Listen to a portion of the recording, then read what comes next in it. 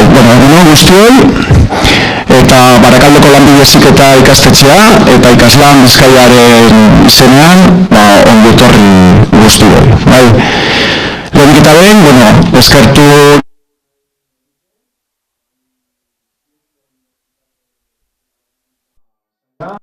Hezkuntza Saila eta Innobask, gaurko jardunaldia antolatzeagatik. Baita ere mentore moduan arituko zareten profesionalei, eskerrak. Eta batez ere, zuei, Barakaldoko bi ikastetxeak, Salesianos, San Juan Bosco eta Truebakoak. Egun etortzeagatik eta parte hartzeagatik. Espero dugu, gaurko ekitaldea aprobetxuzkoa izatea eta ea lortzen dugun, esteen bokazioren bat piztea. Bueno, como decía brevemente en castellano, agradeceros a todos, centros, salesianos, Antonio Trueba, mentores, a todos los profesionales que habéis hecho un esfuerzo por venir aquí a estar con nuestros jóvenes y también a los organizadores, Innovask y los departamentos de Ciencia, Universidad e Innovación, Departamento de Educación y Innovask. Y con todo esto, voy a dar paso a Joseba, que os va a explicar un poquito la dinámica. También deciros una cosilla, después del café, lo que haremos será, el recreo, vamos a hablar bien. Después del recreo, lo que haremos será, os enseñaremos un poquito el centro, Iremos a ver algunos talleres que están relacionados, hemos intentado que estén lo máximo posible relacionados con esos ciclos, esas profesiones STEM, y haremos una visita, Entonces, luego después del recreo nos organizamos y lo ponemos en marcha. Bueno, os dejo con Joseba, que os va a contar lo que vamos a hacer. Egunon, azalduko dizuet euskaraz eta gaztelaniaz, pixkat. Dinamika badakizue nolakoa den, zaudete eserita bakoitza borobil batean zuen mentorearekin edo STEM profesionalarekin, eta dituzue 15 minutu. Guk jarriko dugu pantailan atzera kontu bat, eta izango duzue, profesional bakoitzarekin hitz egiteko bakarrik 15 minutu. 15 minutu horiek banatzen dira 3 zatitan. Lehenengo 5 minutuak dira, zuek pixkat kontatzeko zer ikasi nahi duzuen, ze asmo dituzuen eta bar.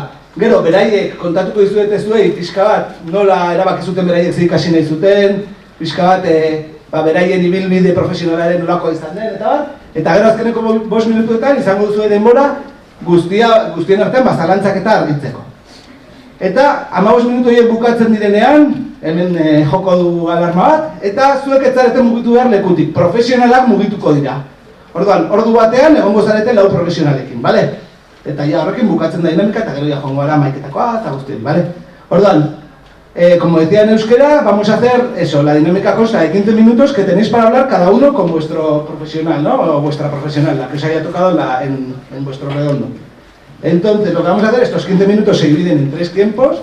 Los primeros 5 minutos les tenéis que contar vosotros qué inquietudes, qué queréis hacer en el futuro, qué queréis estudiar. En los segundos 5 minutos va a ser el profesional o la profesional la que os cuente un poco su trayectoria profesional, por qué estudió lo que estudió, un poco sus inquietudes también. Y luego, en los últimos 5 minutos, queda un turno de preguntas para que vosotros debatáis entre vosotros, o si se ha quedado algo que queríais decir, para que lo preguntéis. Al final de los 15 minutos sonará la sirena y tendréis que cambiar de flor. Nosotros le llamamos a cada uno de estas una flor. Entonces, los que cambian son los profesionales. Así que vosotros no os tenéis que mover para nada y se moverán ellos, Ellos ya saben cómo se tienen que distribuir. Entonces, a lo largo de 1 hora vais a tener 4 citas, cada cita con un profesional. Entonces, vais a poder hablar con 4 personas diferentes. Aprovechar todo lo posible, la experiencia, porque hemos intentado que sean diversos entre ellos y que podáis hablar con gente de diferentes sectores. Entonces, no sé si no hay ninguna duda ni nada, empezamos el tiempo y empezamos con la primera ronda. No os cortéis a la hora de hacer preguntas, de preguntar, Hablar, eso, como si estuvierais con un amigo o con una amiga, Venga, podéis disfrutar de las jornadas y gracias. Empezamos, Yo os avisaré al final de cada ronda, pero el resto de tiempos los tenéis que controlar vosotros,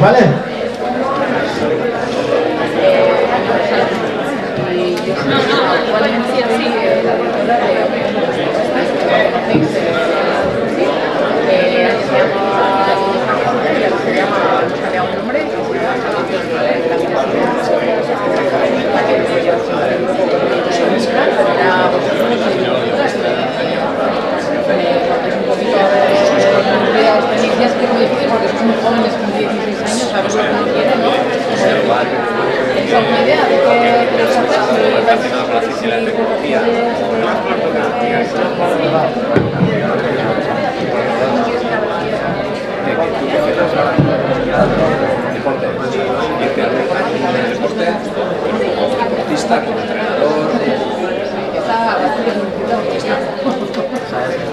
Muy duro, ya sabes que los que juegan, los que viven ellos son 3 los que van.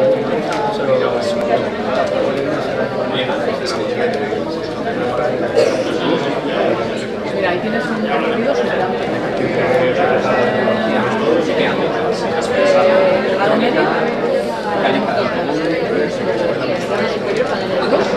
y luego hay una especialidad, que es como del ACP, como el máster, digamos, que en la universidad, pues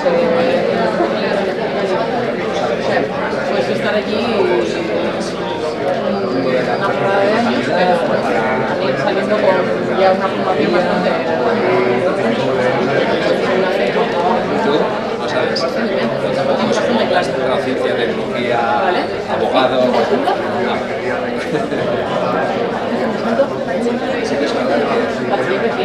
mí me parece un sueño y claro, de verdad que hace.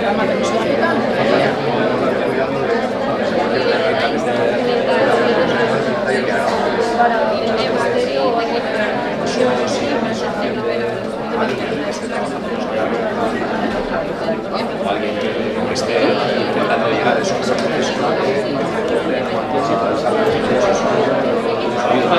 no sabes si ingeniería o medicina o... Se funciona y lo que no.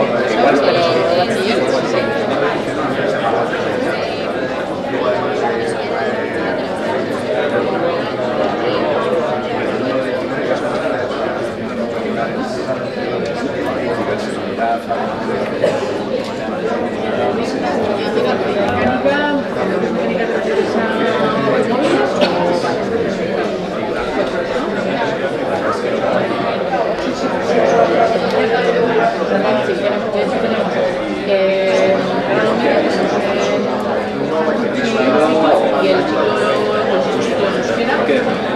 Para acá es muy uno de los edificios y ahí está el Instituto de Euskera y nuestra idea es poner el periodo de ciclo para que se tenga un proyecto de principio grande vale, bueno, pues sí es bastante claro, más o menos de cara a los próximos 2 años bastante claro que no es fácil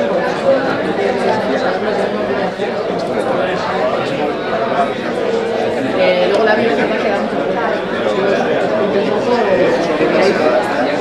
la vida porque yo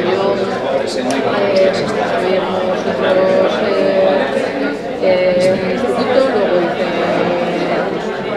época equivalente y luego pues, cuando me tocó elegir lo que quería, ¿no? Pues me daba si medicina, me daba la nota, entonces fue una cosa que me gustaba mucho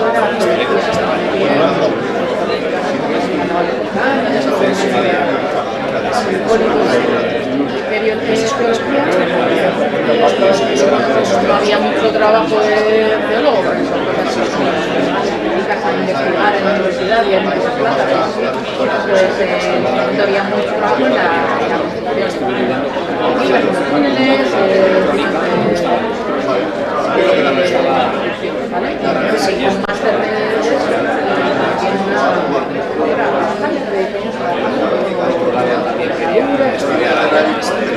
mientras que estoy en Minas sacando relacionado y tal, y me ampliaba un poco estuve 10 años ahí. ¿Qué pasa? Que luego me di cuenta que la vocación real era el tanto la información, hablar con los profesores ayuda. Uno de mis profesores fue uno de los primeros porque te dicen exactamente lo que vas a hacer, o por lo menos si tú tienes una vaga idea, te ayuda a abrir porque estoy en el momento lo aclaran todo.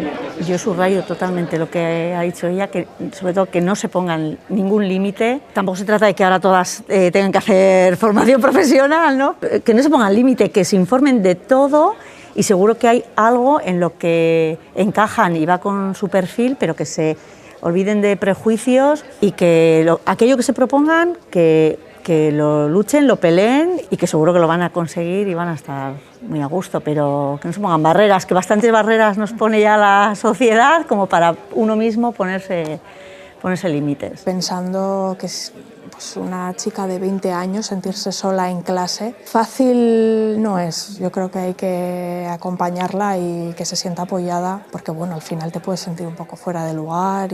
Es que la edad es importante, no es lo mismo lo que piensas igual con 17 años que cuando tomas esta decisión con unos cuantos años más, que igual vas más a la practicidad, ¿no? Lo que decíamos antes.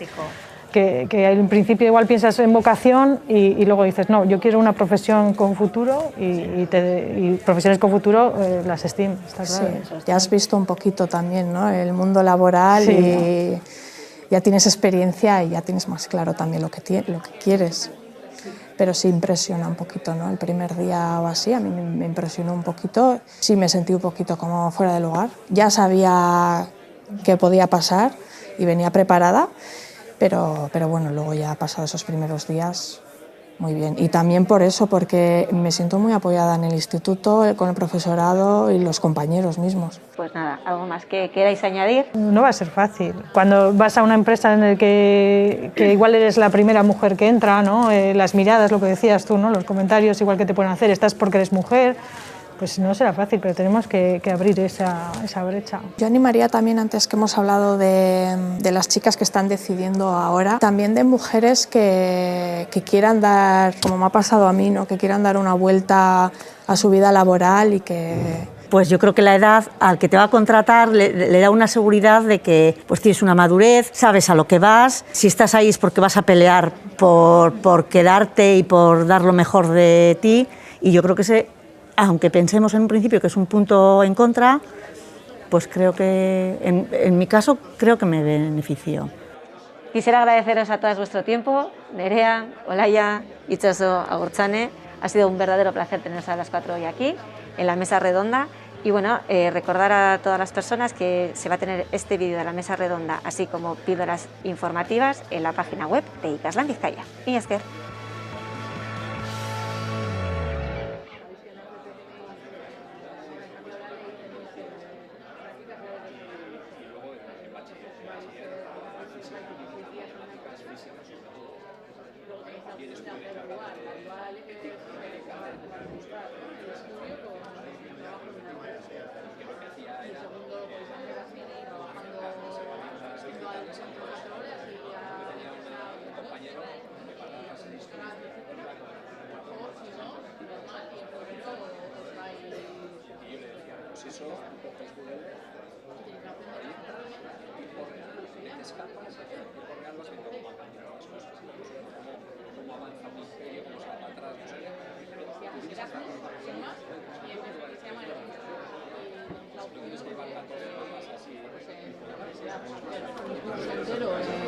Normalmente se van a países de Europa, pues a Italia, Polonia, Irlanda, un poco depende de la oferta que haya, ¿vale? Las condiciones que tengáis vosotros. Y en el inglés y detalle.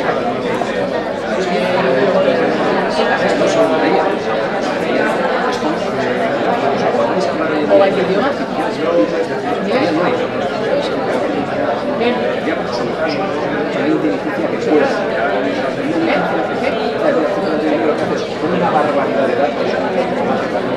¿Y algún otro idioma más? ¿Tenéis? ¿Francés o así? ¿Es qué?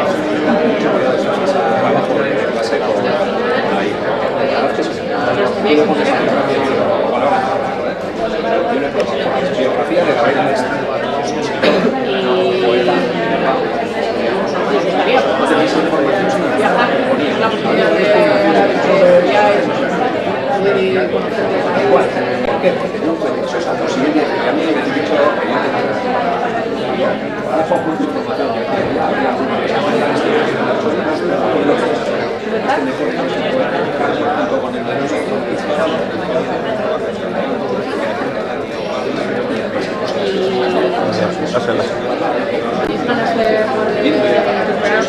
la verdad es trabajar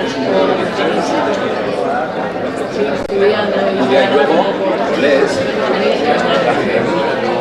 trabajar y porque la económica tenemos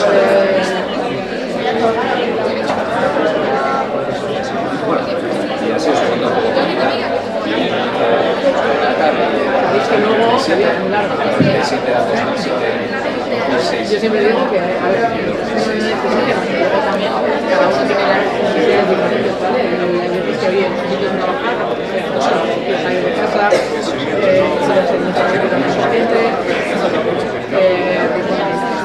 tiene esa necesidad, lo mejor es formarse. Entonces muchas veces creo que lo que pasa es que tiene un grado mayor, ¿sí? Una cosa que realmente pues, un trabajo que para mejorar necesitan un producto y en ese momento dicen, tengo un lío de la pera, no tengo los hijos, 500 cosas, el trabajo,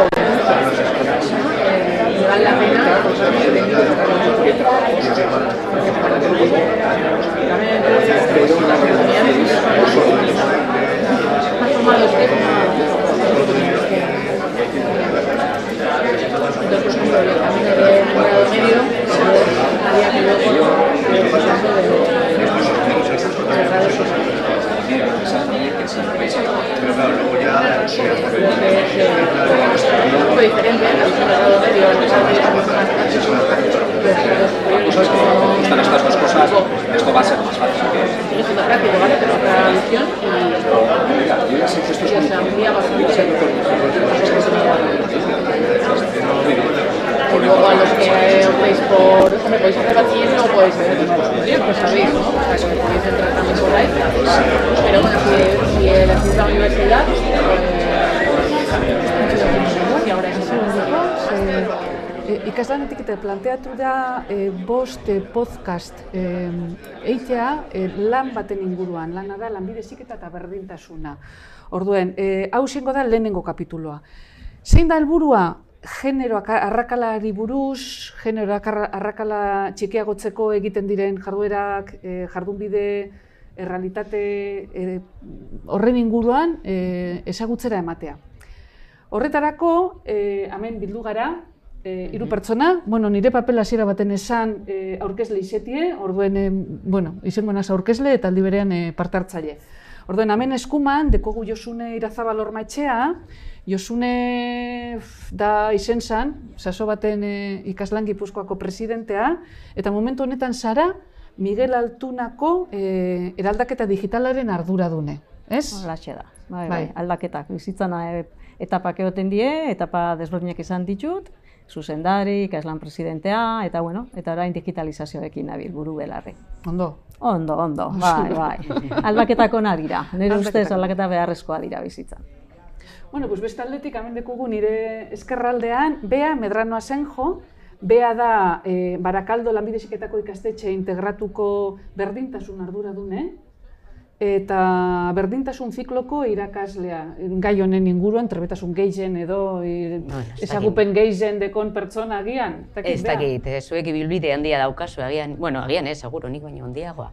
Baina, zeo zer, horretan aritzen naiz ordu batzuk astean, berdintasunean, gauzak egiten, eta kontatu aldut nire esperientziatik ikusi eta ikasi dudana. Eta gauza asko gozuz kontetako? Bai, gauza desberdinak, bai. Bai, astute, nire buru. Zure buru, aurkeztu behar duzula. Ni naz Begoña Andres Elorriaga, eta naz Barrutialde BHIko BHI da, ez da lanbide heziketako zentro integratu bat, zuzendaria, eta momentu honetan tokatu diat izetie ikaslan Bizkaiko presidentea. Izetez, esan behar dut, nire lana historia irakaslea da. Osea, jatorriz ez teko zer ikusi bez lanbide heziketarekin. 3 bloketan banatu dugu, hauze elkarrizketa edo solasaldia edo mai ingurue, gure dugun modure definitzeko, eta lehenengo irakurriko dugu datu batzuk, ondo bat deritxozue. Orduan, hasteko, ipiniko dugu datu batzuk mai ganien. Lanbide heziketan 23-24 ikasturtean matrikulatuta dauzen ikasleen kopurua hasteko 49.200 ikasle dauz. Iazko ikasturtean baino uneko 5,3 gehiago. Eroaten badugu hau konparazioa, 2015-16 ikasturtean, orduen baino 30,1 gehiago dauz matrikulatute. 59.000 ikasloietatik 65 mutile gizona dire, eta 35 emakumeak. Arloka, emakume gehienak arlo zientifikoan dauz. Nagusiki osasunaren sektoren eta sektore soziosanitarioan. Sektore horietan emakumeek ikasleen 67,8 hartzen dute. Beste arlo baten, arlo teknologikoan emakumeek 29,7 inguru hartzen dute, eta ziklo industrialetan aldiz 12. Azpimarratu behar da, azken sektore horretan, industriaren sektorean, emakumeen presentzia 14,6 hasi dela azken 5 urtetan. Azkenik, ezin da aipatu gabe itxi, lehenengo sektorean, nekazaritza, itsaso, arrantza, basogintza, aurtengo ikasturtean emakumeen presentzia 16,3 iritsi zala. Beste arlo batetik, Eusko Jaurlaritzaren lanbide heziketako sailburuorde den Jorge Arebaloren hitzetan, barne produktu gordinaren 40% dator industri sektoretik. Horra itxi da garrantzitsua emakumek erakartze edo sektore honetara. Hau planteatute, lehenengo galdera edo lehenengo hausnarketa izango da, atentzioa deitzen dozkue ziklotan, STEAM edo ziklotan emakume gitxiago egotea, ala pentsatzen dugu dela gizartean dagoen estereotipon islada edo zer uste duzu horren inguruen?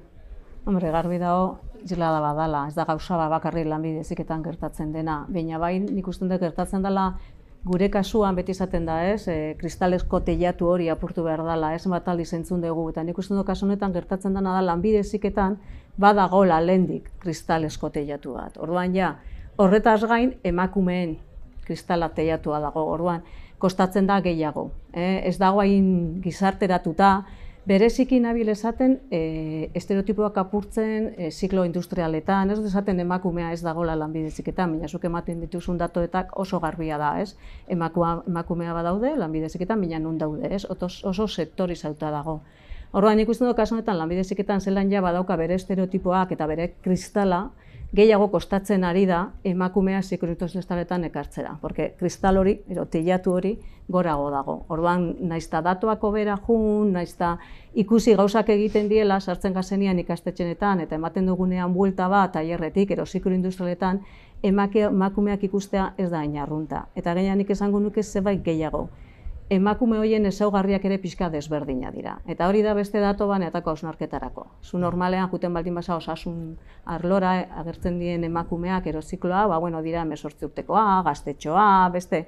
Eta juten baldin basa ziklo industrialetaran ja adina desberdina da. Eta hor dauko ja datu bat, nire ustez, hausnarketa bat egiteko. Ze gertatzen da, emakume horrek, momento batean ja 30 urtekin, 27 urtekin, erabakitzen dutenean, bere bizitzan aldaketa bat egitea, eta lehengo aukera esan ziklo industrial bat itea, ziklo industrialera bueltatzea. Agian, berdintasun inguruti, igual zu erantzuna daukazu. Beitu, guk ez, ideia antzekoa dira ez, baina guk ikastetzean ikusitakoa, ikusten dugu, datuak emakumeen presentzia lanbide heziketan orekatzen ari direla, eta gure ikastetzean esan aldugu emakumeen eta gizonezkoen presentzia antzekoa dela, 50%, gutxi gora bera, baina gero zikloi dagokionez eta zergatik gertatu da, hausnartzen baduzu edo aztertzen baduzu zergatik, da zerbitzutako ziklo gehiago zabaldu direlako. Orduan emakume gehiago etorri dira lanbide heziketara, baina ziklo horietara. Ez da lortu emakume gehiago ziklo industrialetan sartzea, eta gauza bera gertatzen dara, gizonik ere ez dago zerbitzutako zikloetan oso gizon gitzi dago. Orduan, zuk aipatu duzuna ere adinarena da guk ikusten dugu errealitate bat, ziklo industrialetan dauden emakumeak ez dira gaztetxoak, ez dira erizaintza laguntzailean edo dietetikan dauden gaztea neskak, dira ja emakume batzuk bueltan daudela, gazte batzuk ere badaude, baina perfila da desberdina. Nik hor ikusten dudan zuk esaten duzuna tetzoa, eta hor zapai hori sartzeko edo apurtu behar dena, baina ikusten duena da oraindik jendartean dauden estereotipoak. Eta gero beste gauza bat importantea nire ustez da adina, 6, 7, 18 urterekin egiten duzu apur bat zure ingurukoek egiten dutena. Eta zure ingurukoak neskak baten badira estetika egitera, edo aurrezkuntza egitera, edo erizaintza laguntzaile egitera, oso ahaldunduta egon behar zara apurtzeko joera hori esatea. Ez, nik noa soldadura egitera.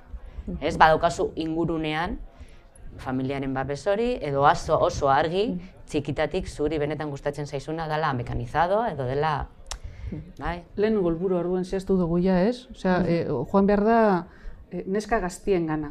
Osea, pentsatzen dugu, hori neu, ona etorteko eta ibilinaz bebai jenterik galdetzen, aber zer ikuselan ikusten dugun, ze nire argazkia bebai, nire ikastetxeko argazkia da zeuek esaten duzuena. Leku guztiko industrialak, eta dauz, ez dut esango guztiz, baina maskulinizatute dauz. Eta deko guz neska apurrek edo, bai egize da, dire normalien adin batekoak, eta gero eroaten dugu leko batetik bestera, bakarrik seinale modure ez, behitxu neskak ere badauz, baina dire gitxi batzuk. Orduan, igual helburu bat izango da, zeuek esan duzuen modure, neska gaztien gana joati ez, bajatu egin behar da, gure esan honegaz. Igual. Bai, gero ere, ez dakit nik zela... DBH-era edo... Bai, hori bai, orientazioan nik argi daukat, asko lan egin behar dela DBH-ko institutoetan eta batxilergoan, eta orientatzaileekin, zabaltzea zenbat aukera daude lanbide heziketan, eta zabaltzea ere neska joan daitezkela ziklo industrialetara. Motilak ere joan daitezke beste zikloetara. Igual egin behar da bebai bizibilizatu, bi arlotan egon daitezken aukera guztiak, ez? Baina nik ikusten dut nire burua 16 urterekin, 18 urterekin, eta agian gustatzen zait, ez dakit, gustatzen zait mekatronika, edo gustatzen zait robotika, ez? Eta agian ez dut nire burua ikusten unibertsitatean.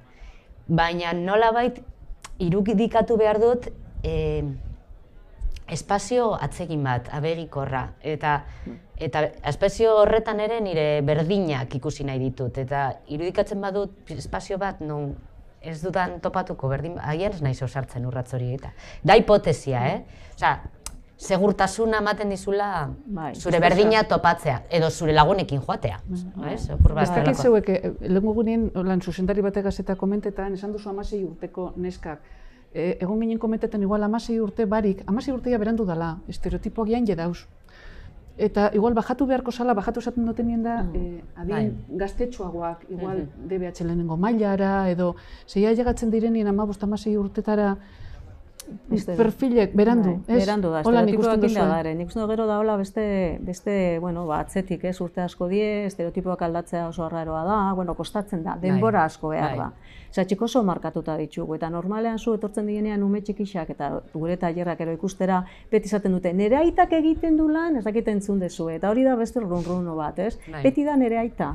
Orduan, ditugun eredua gaur egun, porque gizartea, badauka historia bat, ditugun eredua gaur egun dira gizonezkoen ereduak, eta umeak nahiz eta gazteak izan, lanbide heziketan ez dagen mentore emakumeak, osea, ziklo teknikotan dinote, eta ume txikixak etortzen direnean 8 urtekoa, guk eskolan egiten du eskairun bat, etortzen dio oso txikiak eta oso ondo pasatzen dute, beti izaten dute, nere aitak egiten du, nere aitak eta ama hitza ez da irtetzen. Orduan, ja, gure ereduak, jadare oso estereotipauta. Orduan, hori aldatzea, bakarri behar dugu, ez dakit, netako dauzkon emakumeak mobiltzen ditugu, ados zurekin erakusten ditugu, bihartzen ditugu ona, baina ez dira iristen.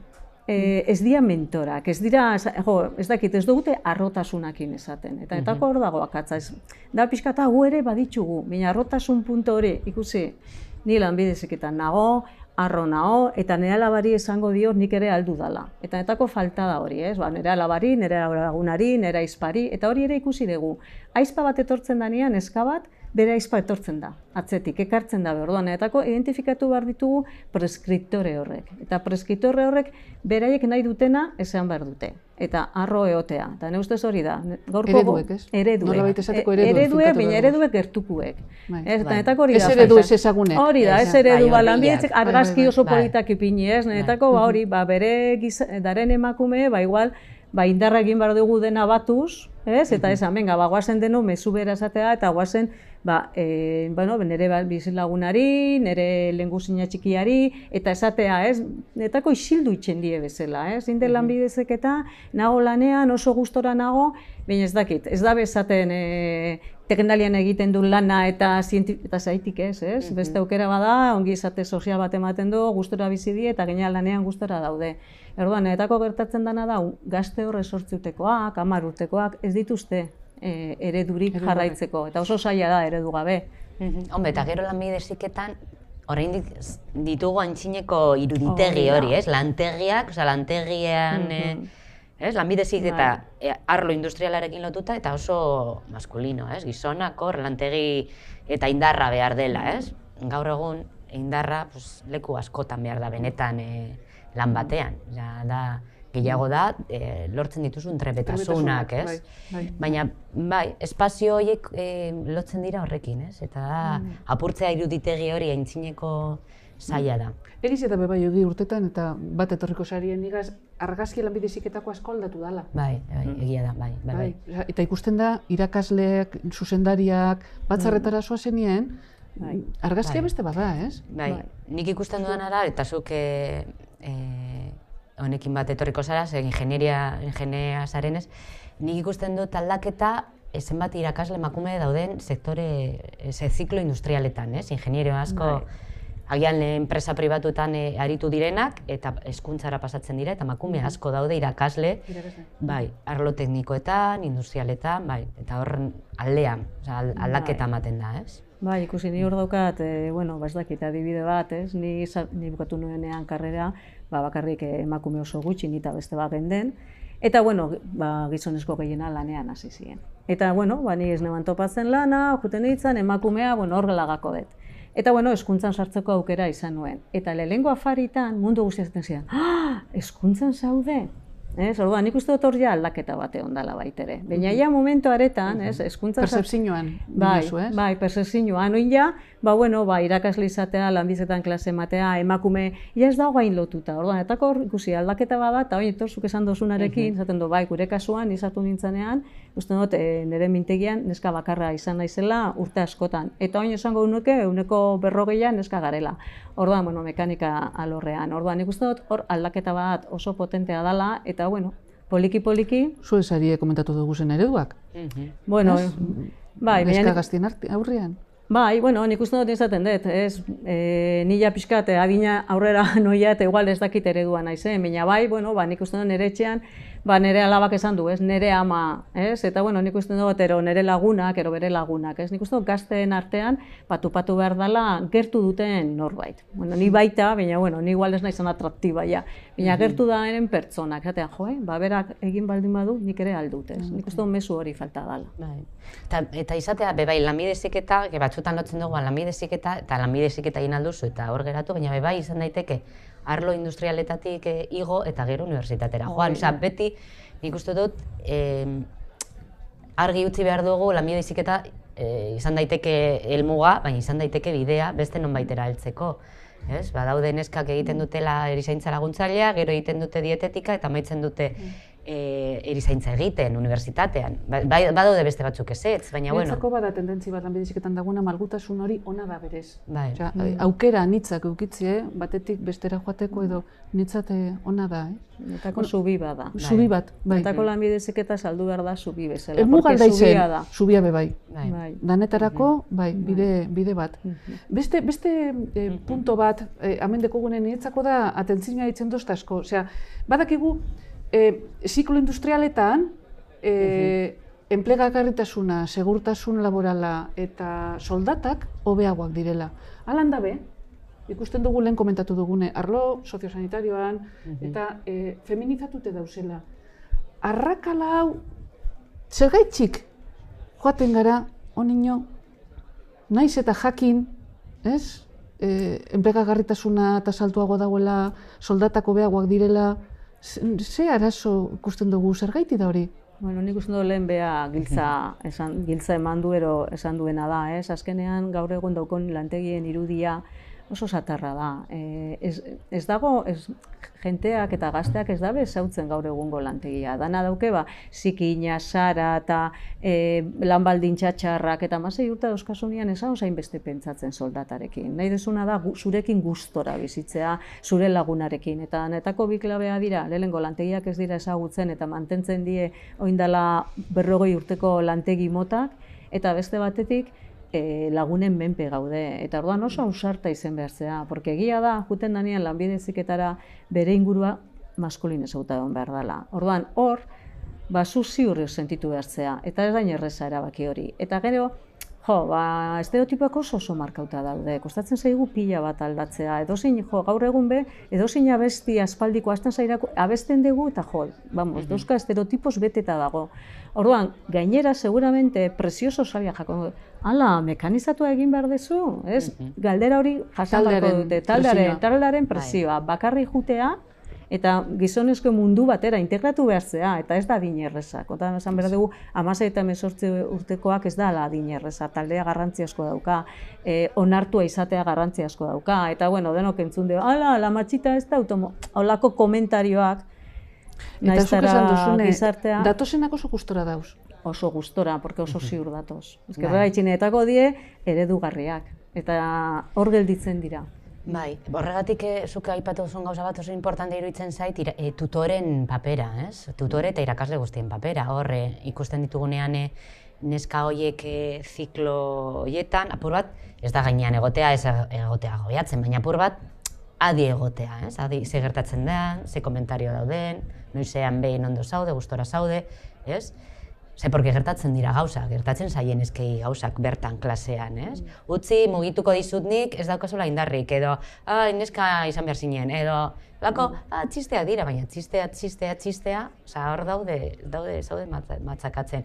Edo, batzutan niri grazia egiten dit, esaten dutenean, neska izateko oso ondo egiten du, ez? Esaten, bueno, eski zergatik ez du egingo, ja daukagu, ez? Nondik abiatzen gara, pentsatzen dugu neska batek okerra egingo duela. Eta orduan neska izateko, edo klaseko nena, gero ikusten duena da, klaseko, asko esaten dira, eske klaseko nenak dira.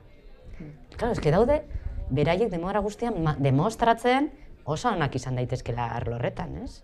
Zurea ez den espazio batean, onartu izateko, justifikat, bilatu behar duzu,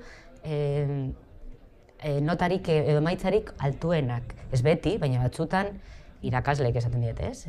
Zure honen eman. Zure honena, eta hor demostratu eskubide daukazula hor egoteko. Ona zarelako horretan. Eta gero esaten duzuna... Soldatena. Soldatena. Claro, nik ere esaten dut, zergatik dago horren txarto ordainduta zaintzarekin, edo zerbitzuak, zergatik industrian lan, ez? Eta argi dago dela, bata dela emakumeek egiten duten lana eta bestea delako gizonezkoek egiten duten lana. Alderantziz, zemoten dut buelte galderari. Eta nik esaten dut, alderantziz izango balitz, emakumeak hasten direnean industrian sartzen olan hasiko dira soldata jaisten, edo ez, batzutan da, nik uste dute orekatu, lan guztiak baloratu beharko lirateke berdin. Ez industrian, porque oso importantea da industrian ekoiztea produktuak, baina oso funtsezkoa da zaintza. Zaintza barik ez dago bizitzarik. Orduan, zergatik zaintzen dagoen emakume batek edo apaindegi batean edo erizaintza laguntzaile batek kobratu behar du 1.000 euro eta enpresa batean egoteagatik industrian 2.000 euro. Alde handia daudela. Hori bultzatzeko bai ezagutuko duzu, zu bai, Josun, eta igual kontako duzu, zeu zer. Egon dire, ekimen diferenteak edo bultzatzeko neskak ekartzea. Lanbide heziketara zuzenien STEAM inguruen edo arlo industrialera aipatzekotan pare bat, neskap edo lanbide heziketa STEAM proiektuan inguruen, zeo zer horren inguruen? Bueno, lehen, nik uste dut, neskap izen zen ekimen bat oso politxa, nik uste dut ekimen asko egiten diela, baina die tantanak. Orduan, zer gertatzen da tantanakin? Zu tantana bat jausten boda ona, beste bat kilometro batetara azkenean lurra zurgatzen du. Eta nik uste dut, gertatzen ari dela ikastetxe guztiak, Eusko Jaurlaritzak, Innobasque, ekimen ugari daude, baina dira ekimen solto. Orduan, azkenean, basua inoiz ez da beteko. Eta ez dira gauzak aldatuko, porque dira tantanak, eta tantanak basua bete behar dute. Orduan, eskapen helburua izan zen, egiten ditugun gauza guztiak, bateratzea, eta denok elkarrekin, helburu bakarrakin, bueno, ikuskatzea zer egiten dugun eta ikastea, porque adibidez zure ikastetxean Barrutialden, ero Zurian, Barakaldon, egiten baldin bada ekintza politxa zaitxe Gipuzkoan Miguel Altunan edo beste ikastetxe baten ez dugu egingo, ez?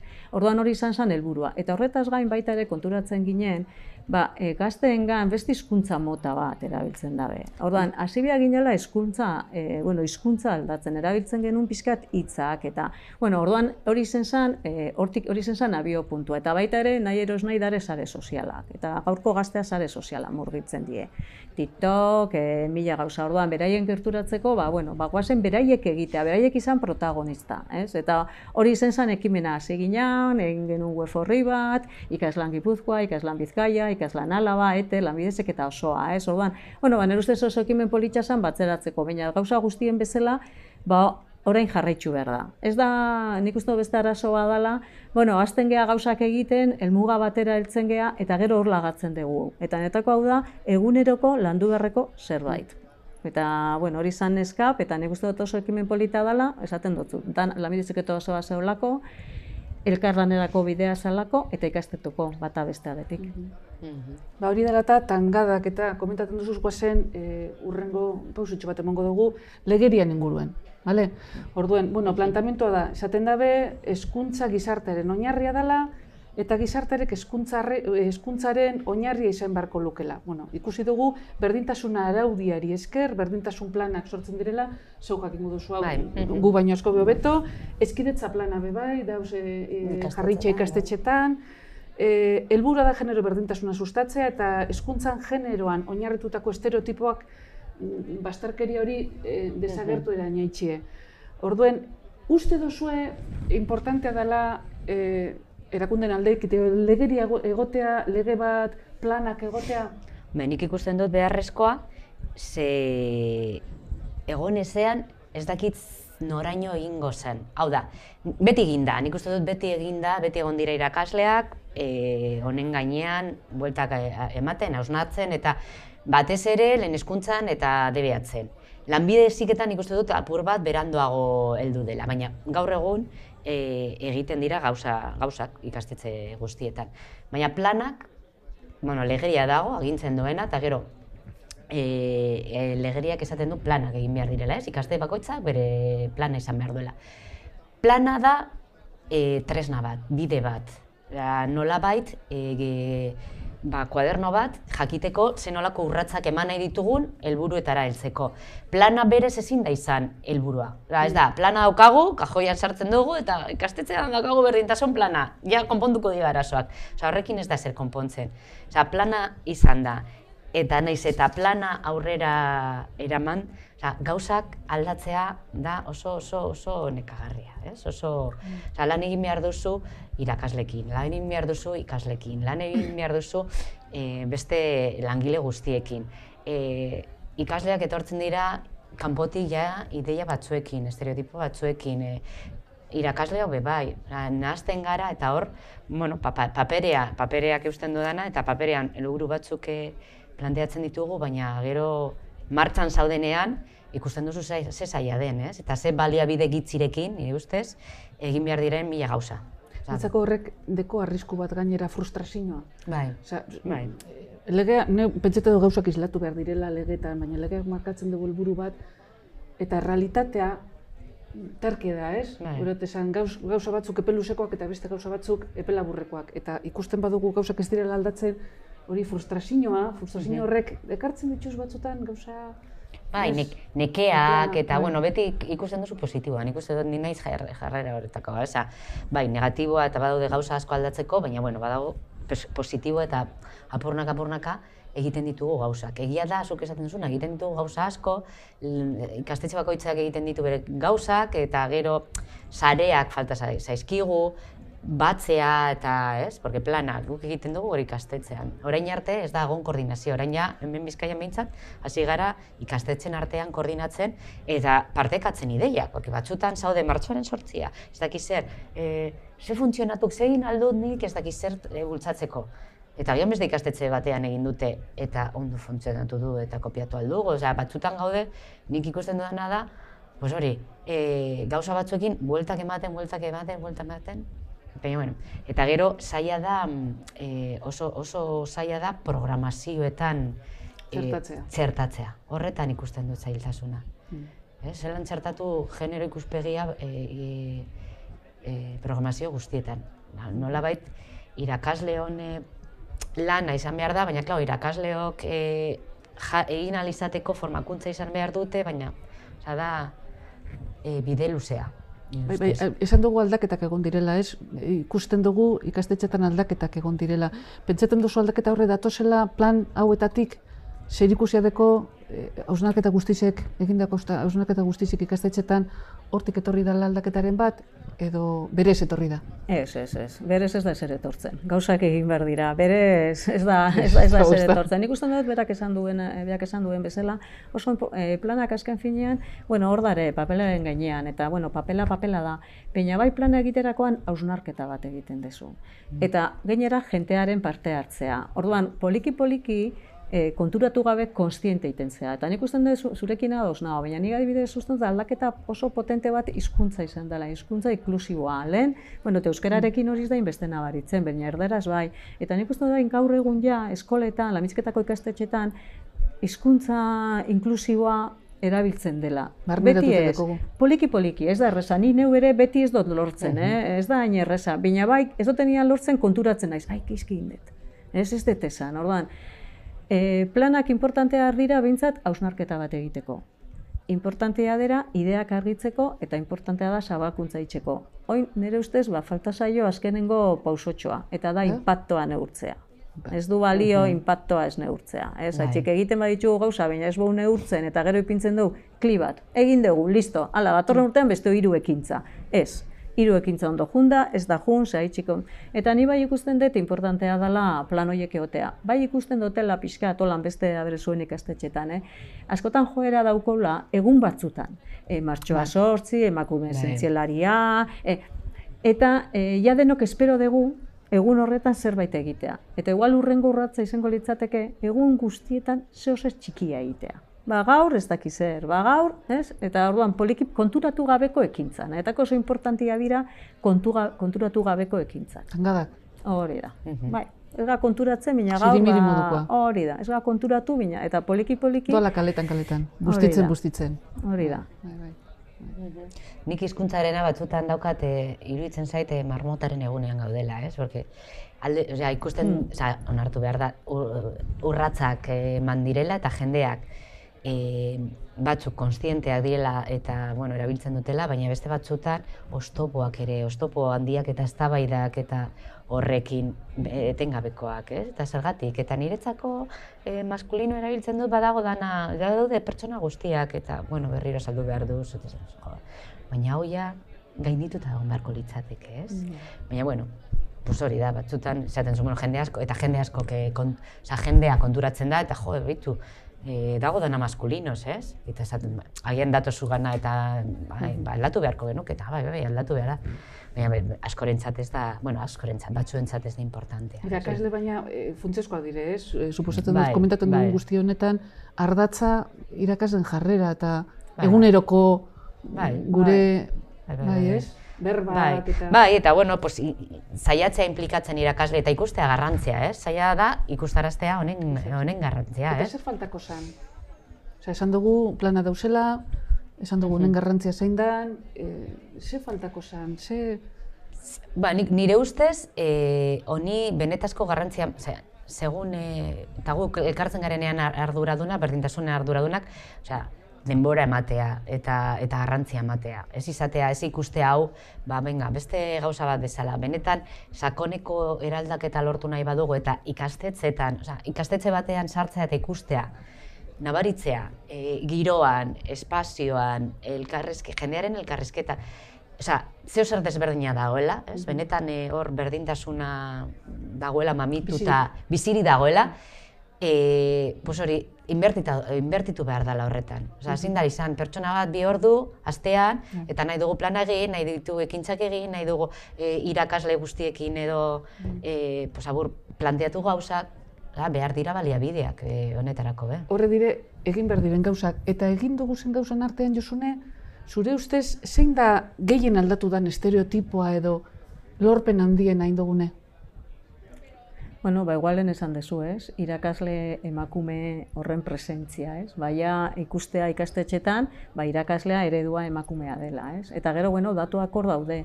Eta gero nire ustez baita ere, nik ezautu ditut ikastetxeak, nire ikastetxea, aldaktzeko tokia bakarrik gizonezkoentzat, arropa, dana zeon pentsauta gizonezkoetan, etortzen zanean emakume bat, nun aldatuko da, eta orain ja, bata dare, ikusi da, tontoke gisa bada, baina jertziak, espazioak, eta hori ja nik uste dut ikastetxe, lanbiziketako ikastetxe ikaslan Bizkaia, Gipuzkoa ikaslanen, nik uste dut ja hori oso barneuta daudela, eta gero ere, bera apostua ere egin dugu, ikusi ikaslan Gipuzkoan lehenengo presidentean eskane izan nintzen, ikaslan Gipuzkoan Bizkaian ere neska, orduan hori importantea da, ikustea lanbiziketan irudia emakumearena dela, eta poliki-poliki aldaketa horre badoiaz. Aldaketak egon dire bai arkitektonikoak, gaur egun tendentzi zen ikastetxe guztizeta da dana biztan egotie. Hori ekarri deu erakargarritasun punto bat deko, usartzen zara leku berri batera eta ikusten duzu. Tarritasuna batzutan, txuritasun hori, batzutan ikastetxe berrietan, eta berriak baina berriztu diren, talandareak eta da. Bai, ikusi dut aldaketan nabaria hor, Pentsatzen duzu erakundeen aldetik zeo zer gehigarri bat egin berzala, falta dela zeo zer? Hombre, ez dakit erakundeen lana da, gizartearen lana da, norberaren lana da, baina hundikan estereotipo asko dauzko. Ni neu ikusi hemen nago, baina konturatzen naiz estereotipo asko ditugula. Orduan, bai, oraindik badago. Oraindik eta gero, kasu honetan ziklo industrialetan edo, gero lan praktika, lan mundura gerturatzeko, enpresen joera, hor ere ondino badago. Beti izaten dugu eta oso modan dago talentoak ez dauka generoik. Esaten du talentoa esaten dutenean, talentoa ez dauka generoik, aldatzen goaz. Baina gero realidadea oraindik ez dain. Hobetzen goiaz, asko hobetu gaz, bidonetik goiaz, baina gauza bintzat aldatu dugu, talentoa ez dauka genero, ikusi gelitzuko gaz igual hitzorrekin.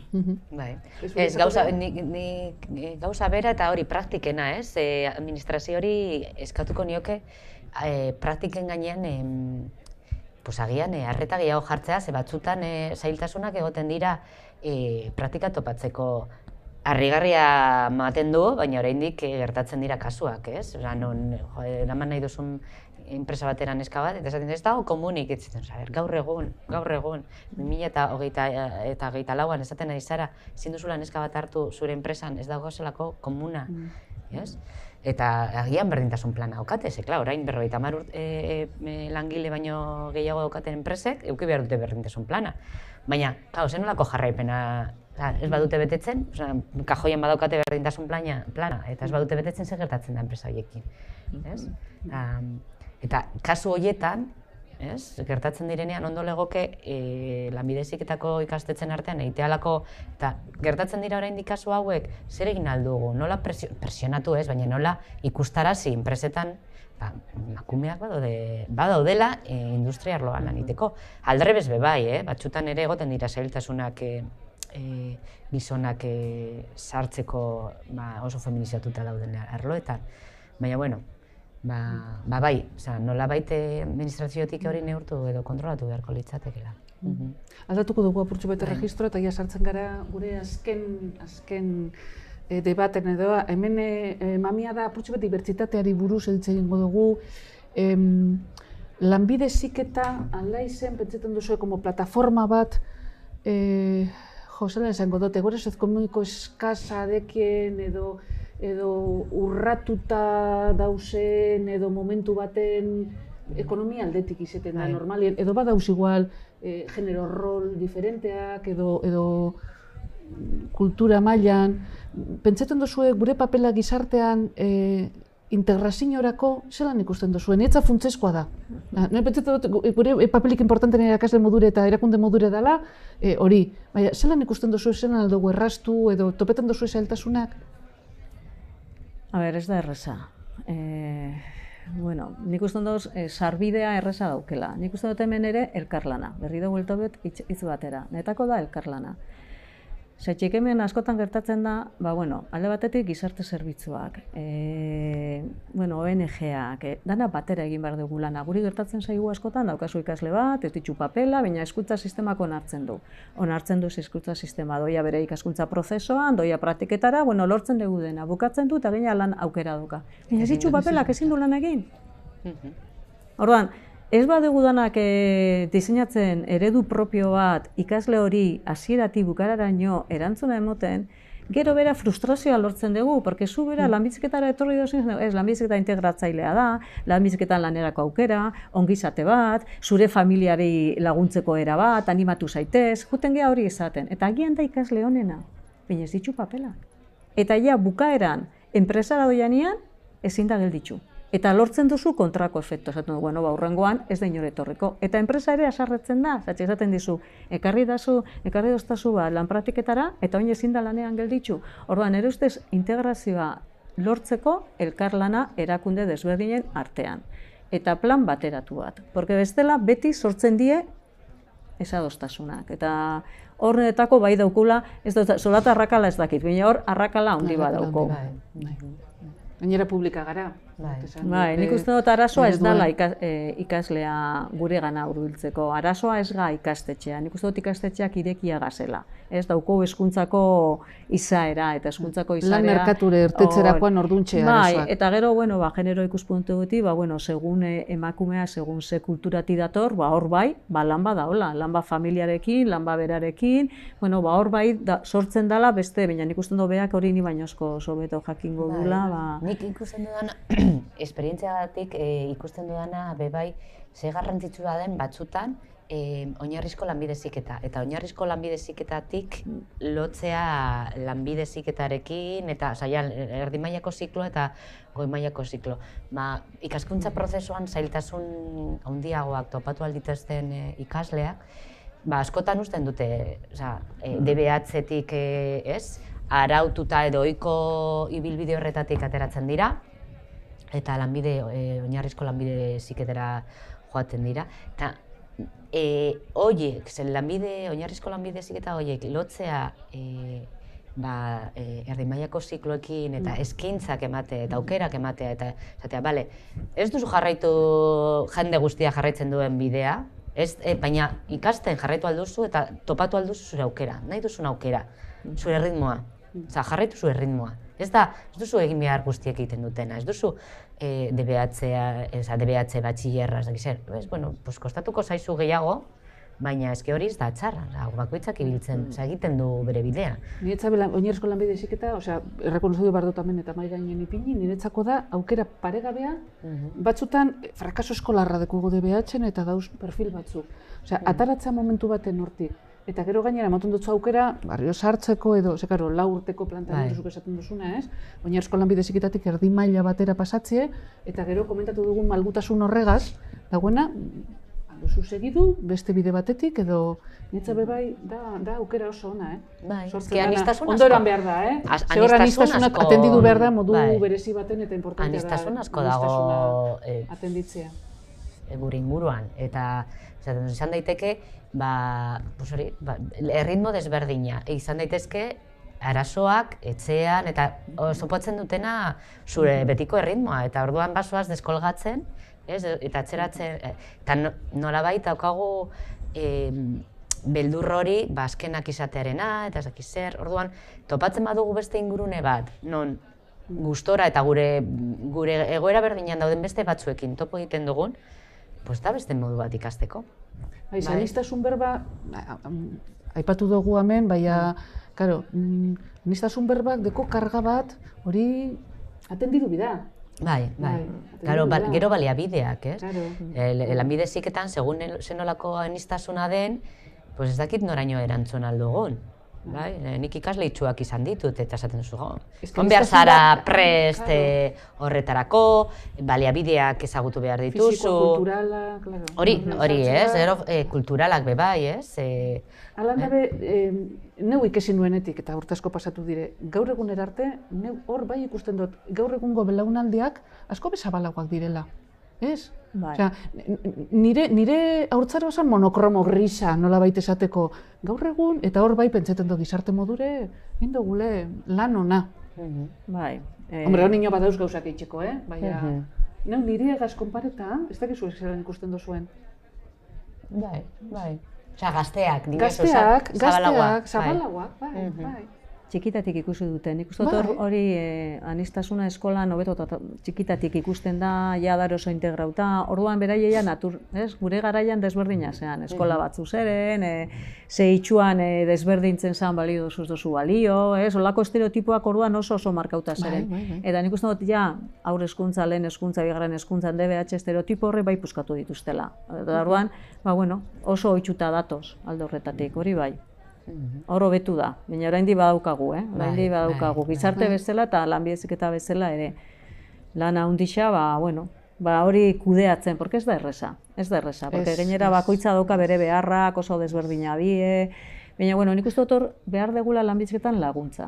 Lan handize dago, anistasun berbanatzen lan handize da. Eta nik uste dut, igual nik uste dut gure aulezi badala, eta nik gero eta gehiago entzuten dut eskolan, irakasleei eta holan, jo, eske behar dugu norbait guri laguntzeko nola tratatu jakiteko, igual ez dakigu gure lanbizketako irakasleok, eta ez dezaten ja aniztasuna, etortzen da ikasle asko motxila badauka, eta motxila horren atzean nola erantzun guk ez dakigu. Eta gure ikastetxetan ez dara, psikologoik ez inor, eta guk gero eta geixo bentzuten du, jo, esken hori ikusi daukat ikasle bat, gero, klaro, zelan die, ja, 18 urtetik gora gehixenak, ero asko, ja, 18 urte baino gehiago, ez dauko informaziorik, ez dakigu ze gertatzen zaion, ze gurasoekin ezin geha egon. Orduan, hor kriston utzunea sortzen da. Orduan, gu bai botatzen dugun falta hori aurrera eramateko, norbait irakasleari laguntzeko, ero aholkua emoteko, esateko ikusi daukat hau, ez dakiz zer egin, ero gogor egin, ero ondo trata, ero laguntza,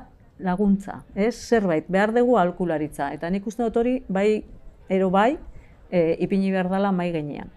Bueno, pues badeko guz apurtxu bete ipini dugu zer behar dugun, ez dakite baliogarria izango da, guk euki dugun elkarrizketa hemen, baina eskerrik asko hemen egotea gaitxik, eta urrengo baten barriro gongo gara. Beste gai bate mai gainean ipinitxe. Eskerrik asko. Eskerrik asko zuri. Gero arte.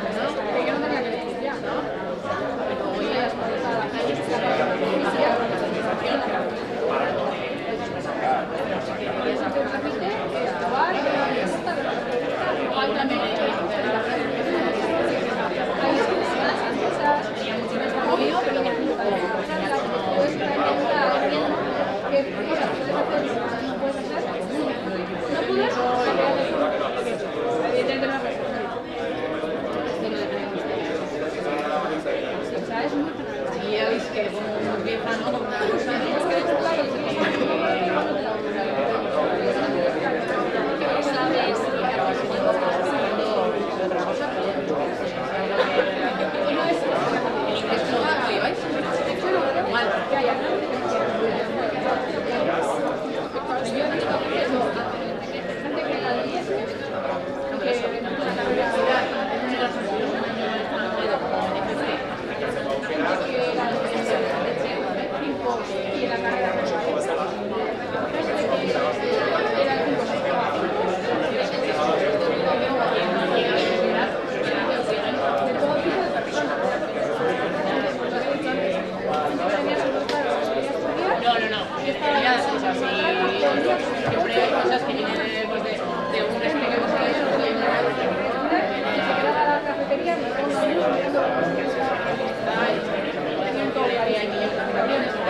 Bueno, bukatu da azkeneko txanda, se ha terminado la última ronda. Daros la enhorabuena a todos y todas porque normalmente se suele alargar un poco, pero hemos ido muy bien en tiempo y hemos acabado incluso antes de lo previsto. Teníamos que acabar ya unos cuartos, pero nos ha dado tiempo a hacer las cosas bien. Así que bueno, tenéis más tiempo de descanso, lo habéis ganado. Entonces, un par de notas. Bueno, orain elkartuko gara berriro hor sarreran, sartu zareten lekutik eta emango dizuete amaiketakoa, bai? Bokata bat emango dizuete eta gauza bat. Bokata hartu, entzun mesedez. Bokata hartu eta 11:00 berriro hemen egon behar zarete eta zaudeten lekuetan eseri eta joango zarete institutua ezagutzera, tailerrak eta dituzte modulo desberdinak, ¿vale? Lo que decía ahora, esperar, todavía esperar. Ahora os van a repartir a la salida unos bocatas y como hemos ido muy bien de tiempo, porque lo habéis hecho todos y todas muy bien, pues bueno, tenéis más tiempo de descanso. A las 11:30 nos volvemos a juntar aquí para que vayáis a conocer un poco el centro. Y a los profesionales y las profesionales también, ahora tenemos en la sala donde hemos estado antes, nos volvemos a juntar, que tenemos ahí un café para tomar y comer un poco juntos, ¿vale? Bueno, pues es que el casco y hasta aquí la jornada. Bueno,